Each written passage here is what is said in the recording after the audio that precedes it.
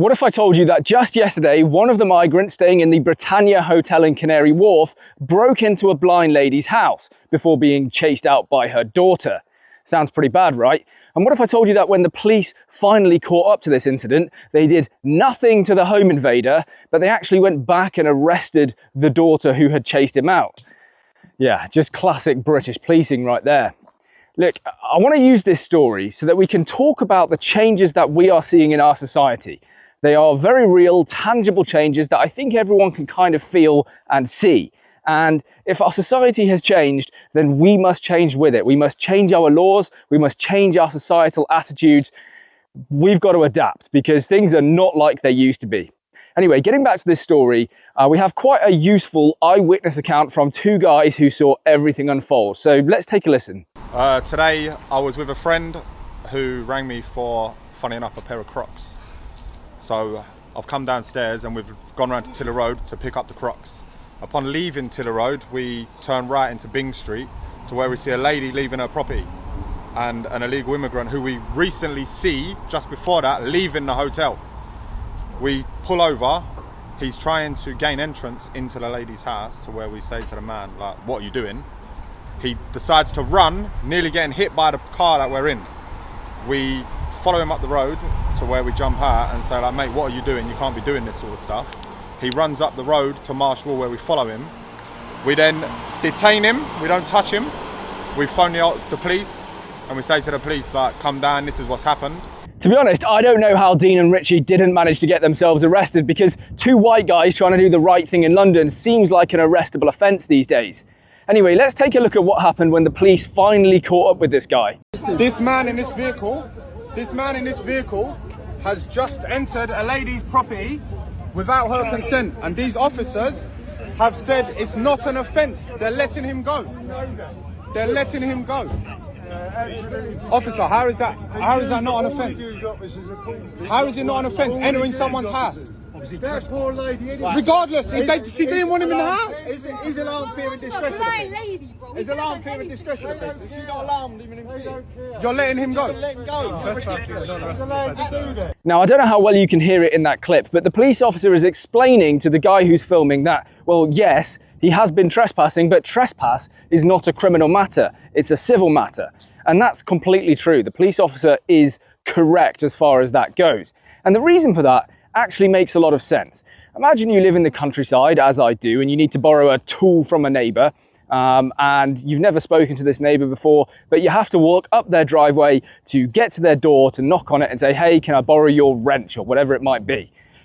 Obviously, me walking up their driveway to get to their door cannot be a criminal matter, right? That's absolutely ridiculous. Now, if they then immediately say, I don't know you, I don't want to talk to you, leave my property immediately, then yes, I'm trespassing at that point. They've asked me to leave. But again, that's not a criminal matter. Like, I didn't know that this guy didn't want me on his property. So you can kind of see why this law exists. And when you live in a really high trust society where people won't abuse it by just walking into random people's houses, that law works fine 99.9% of the time. But by stark contrast, when you start thinking about towns and cities and random people who've just got off a boat into the country walking into your flat, suddenly the law just looks completely insane and perverse. Now, I think there are other laws that the police could have used to try and get this guy, like burglary laws, thievery laws, things like that, but they chose not to, I guess, and that's on them. We'll come back to talk about it a little bit later. Anyway, the local residents, clearly they're not happy about this, so they go and form a flash protest outside the hotel. But straight away, the police put in a dispersal order and they start arresting people.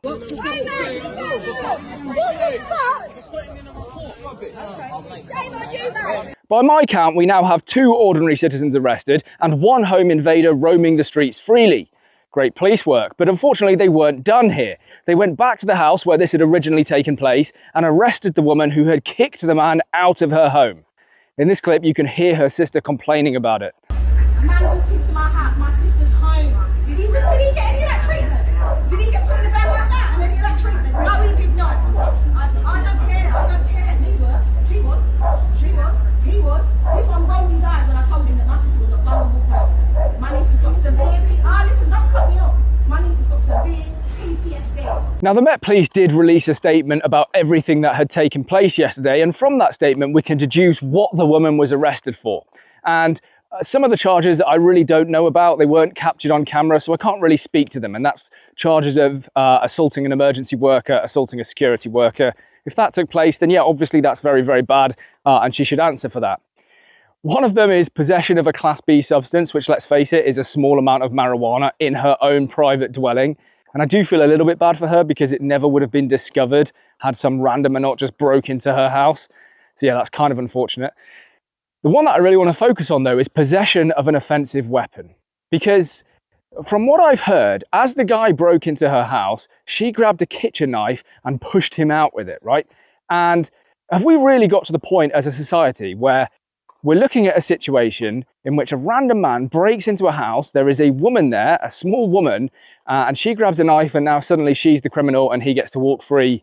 That's just crazy, right? That is absolutely insane. So if that is what happened there, and I suppose we won't know until we get more details, but if that is what happened, we definitely need to look at some of these laws and consider changing them. That's a point I'll come back to in a minute. From this story, I want to draw a few reflections about our country, and some of you aren't going to like what I have to say. But the first is that I don't think we live in a high trust society anymore. Okay, there are definitely pockets of high trust areas all around the country, usually in rural areas like small villages and small towns, but the country as a whole no longer feels like a high trust society. That's just the reality. It doesn't feel like the kind of country where you can leave your doors unlocked and know that nothing bad is going to happen. And this story clearly proves that that's true. And that's a really big change, and it's the kind of change that we are going to have to modify our behaviour to in order to stay safe. And that's not me justifying bad people doing bad things, far from it. They are still the bad people. But if you want to keep yourself protected, you now have to adjust your behaviour. And that's very unfortunate, but that's just the reality. We've brought millions of people here legally in the last few years from completely alien cultures to ours. The social construct is kind of falling apart. Okay, everything is different now, and the sooner you realise that and modify your behaviour just to be a little bit more cautious, the better. Like, you can't walk around in London with your phone out anymore because you know what? Someone's going to ride up next to you on an e-bike and take it. That's not good. Secondly, I think we need to have a serious discussion about installing some kind of castle doctrine. Now, this exists in certain American states, and the basic idea is if someone comes into your property, then you are allowed to defend yourself, okay? And we don't have that in the UK. That's a problem, as we can see here, because that lady grabs a knife to defend herself, and now she's the one getting arrested. That's completely broken. She didn't even attack the guy with it, okay? She was just in possession of an offensive weapon. That's it. And she got arrested. That's assuming that we understand the full picture of that story, but it wouldn't surprise me if that's what's gone on here. And that's really, really bad, really, really harmful. People no longer feel safe even in their own homes. They say that an Englishman's home is his castle. Well, if that's true, we need some kind of castle doctrine to back that up. And we also need to have a very serious conversation about rearmament. And by this, I don't necessarily mean firearms, although that is a part of the conversation that we could have. And I know a lot of Brits are not going to want to hear that, okay? Terrified of firearms. I'm not, because I did 8 years in the army. I understand firearms. They're very, very serious tools, very serious pieces of equipment, but once you understand them, perfectly safe as long as you're handling them appropriately. We do need to have this kind of conversation. And like I said, it doesn't have to be firearms. One of my biggest bugbears is that we have surging levels of sexual assaults across the country, and yet it's still illegal for a woman to have a can of pepper spray. I wonder how many of those assaults could have been prevented if a woman had pepper spray and could use that to fend off an attacker. And that's just crazy, right? Pepper spray does no lasting permanent harm or damage. It's very, very irritating in the moment. I know, because I've been exposed to CS gas a few times. Extremely unpleasant, okay? I'm not saying people should go around using this stuff willy-nilly, but think how many assaults we could prevent if this was legal. And maybe that is like a sex-divided option that only women are allowed to carry this. Okay, but the point is, we do need to have a serious conversation about rearmament because, and it's going to happen. Not necessarily rearmament, but a conversation about it is going to happen because people no longer feel safe. And the less safe that people feel, the more that they are going to demand having firearms or having some kind of means of defending themselves. So that conversation is coming, and you might just want to think about it. Think about whether you support it, whether you oppose it. I could make a whole video about this topic, actually. bit tricky for me because I always think you can only think about things from your own perspective. And from my perspective, I know that I could handle a firearm perfectly safely, and I was entrusted to do so by Her Majesty's British Army for 8 years, right? But then I start looking around at other people and I think, do I really want everyone to be able to have a firearm? I don't know. Tough question, right? Well, I'll make a whole video about that because I've actually got a friend who is drafting some laws specifically to tackle this issue. Anyway, I don't want to go on for too long. I've got to get the dog back. It's quite warm today. So please do leave a like, comment, subscribe if you haven't already, and I'll see you in a future video.